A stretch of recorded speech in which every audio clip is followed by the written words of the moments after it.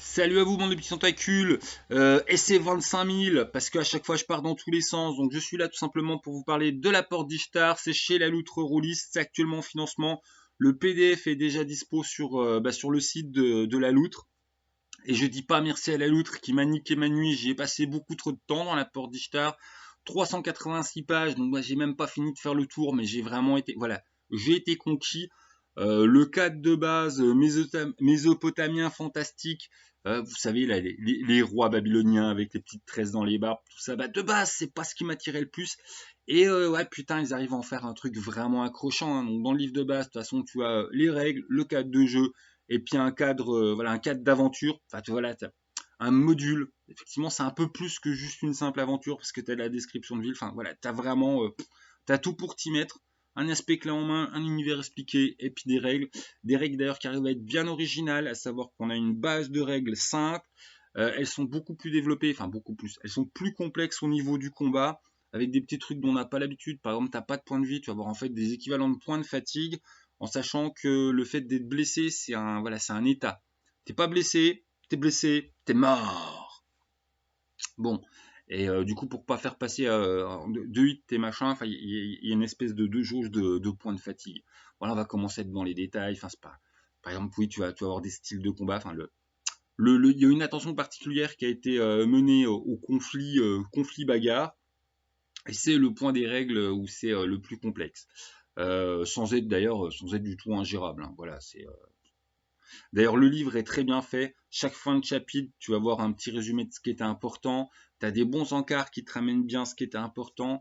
Un autre point très marquant, la création de perso ne se fait pas seul dans son coin. En fait, la création de perso, il y a un moment, tes camarades vont foutre le nez dans ton perso.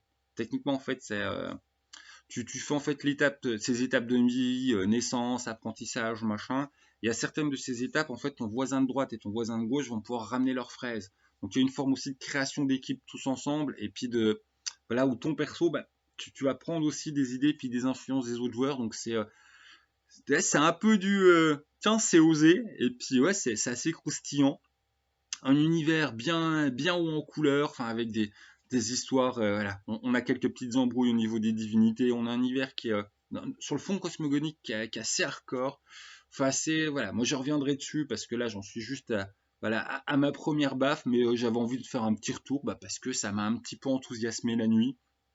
Et puis ouais, enfin le bouquin, de toute façon, il y a tout pour jouer, quoi. T'as les règles, t'as l'univers, et puis t'as un module de jeu. Donc ouais, vraiment une belle surprise, une bien belle surprise.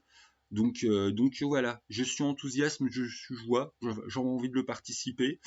Tiens, toujours dans les bonnes surprises qui m'a bien enthousiasmé là récemment, j'ai découvert Bûcheron et Loup-garou, qui est du jeu québécois, qui est bien rigolo aussi, même si bah, par l'aspect québécois, il a un côté beaucoup plus DDS, que c'est un jeu qui est velu dans son approche un peu à l'ancienne, avec tu vas avoir beaucoup de backgrounds qui vont être délivrés par les règles. Voilà, t'as pas 50% du bouquin qui est on pose l'univers.